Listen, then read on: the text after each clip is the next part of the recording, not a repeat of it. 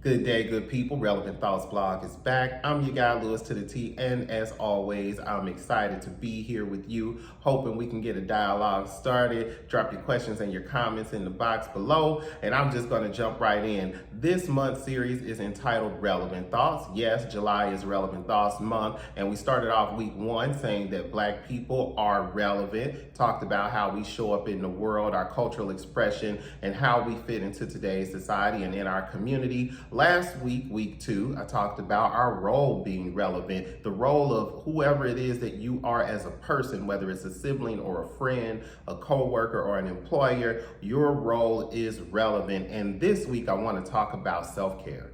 Self-care is absolutely relevant and essential to being able to fulfill any role and being able to show up and express your truest and fullest self in the world in which we live. So I just want to talk about that today. Today is Thursday, July 22nd, 2021, and I'm going to jump right in and talk about self-care. It is absolutely relevant to your life. Self-care is relevant, and we're taught along the way somehow, or we perceive somewhere along the way that self-care is selfish, that it's a bad thing, that it's negative, that putting your eyes on you for any particular period of time is somehow denying people who you are. But I would argue the contrary and say that without self-care, you can't be your best and fullest self to anybody else.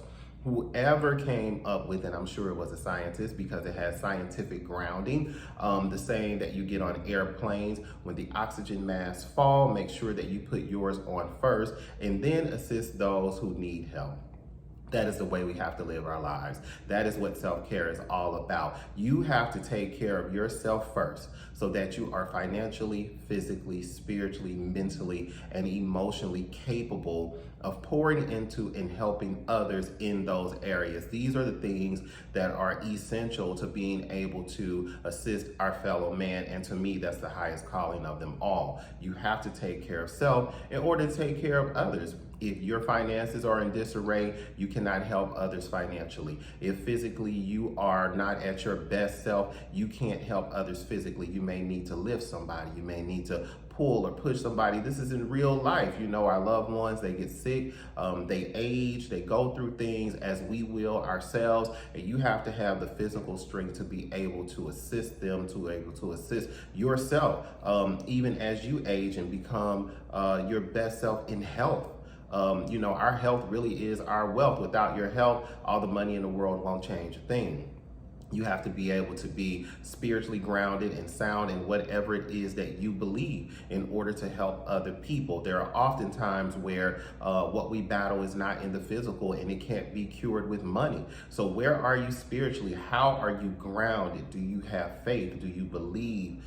Do you practice spiritual principles that you can pass along to others to help them in their journey? When it comes to our emotions, and I'll put emotions and our mental stability in the same category. It's, you know, they both talk about how we perceive the world around us and how we process what we perceive, what we see, what we observe, how that information comes into our ear gate and our eye gate, and how we process that is our mental and our emotional health. And unless we are being very intentional and specific about taking care of those things, they can run away from us. This is where the high levels of unhealthy stress come in, because there's healthy stress, right? There's healthy stress. You're working towards a goal, you're building towards something, you're thinking about it, you're striving and you're thriving and trying to get to the next level. That is good health. You know, that's good stress. But you have unhealthy stress where you're a little bit paranoid. You're thinking about what could happen and all the what coulds are negative outcomes and how you'll overcome those things. That is unhealthy, negative stress. And so from a mental and emotional and physical, financial, spiritual aspect, I just want to encourage people to be mindful and intentional about self-care. You have to go to the doctor at least once a year to get an annual checkup. You just have to. It's something that's important and crucial to yourself, important and crucial to your family. We have to start treating ourselves the way we treat those we love. We would never allow a loved one to be knowingly ill or sick and not encourage them to get better. But we ourselves, we will go so long ignoring symptoms and pushing through. You know, that's a motto that a lot of people have, just push through. Well, I want you to push through, but I want you to push through with the knowledge and the awareness of what's happening in your body. The same way that we're careful about our bodies, we have to start having mental checkups. Talk to your friends, talk to your families, but at a certain point, if you feel like you're not getting a breakthrough, if you're having more down days and up days, and you may want to seek out a mental health professional. There is nothing wrong with therapy and counseling and psychiatric help. Whatever it is that you need to be your best self, that's what you need to do. And self-care requires you to do that. Financially, if you can't get it together on your own, if you've invited trusted friends and family to help you get it together, go to a professional. You know, get you a financial advisor, get you a financial planner. Go online and Google some things to help you at least create a foundation for your finances going forward. I have been in a many financial holes before in my life, before I start pulling together, before I understood how to really strategically plan out my personal finances. I could do a great job for companies. Oh, I've made companies millions and billions. I've counted their money and audited their spending and couldn't do it for myself until recently. You know, it was recent years where I took my personal finances as serious as I took those of the employers that I had in the past. And so financially, make sure that you're on track and do a checkup. Check all of your accounts, check all of your bills, try to understand where you are, and if you're in a good place, can you do better? If you're in a bad place, how do you become in a better position financially and spiritually?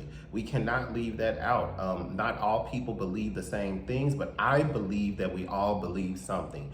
Even people who say that they're atheists, after having a conversation with them, at bare minimum, they believe in doing good and being good. I have met people who say, you know, very strongly, I don't believe in God, but I do believe in being good and being a good person. That in and of itself is a spiritual practice.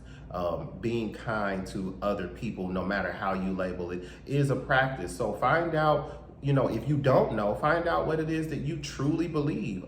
If you believe something that you feel isn't working for you, examine why you don't feel it's working for you, and be open enough and encouraged enough and faithful enough that you can be guided in the direction that you want to go. If you are a religious person and you feel that for some reason your spirit is just down, it's not where it needs to be, it's not where it should be, pray and ask for guidance and be willing to accept where that leads you. If it leads you out of your church, if it leads you out of the religion that you are used to and comfortable with, be open to that if it helps you become a healthier person. I know this was sounding a little bit preachy today.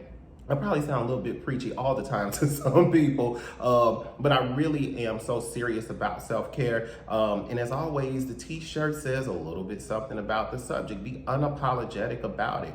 Your time is your time. We each get 24 hours. What are you going to do with your 24? You have to spend some of that time thinking about how you can care for yourself.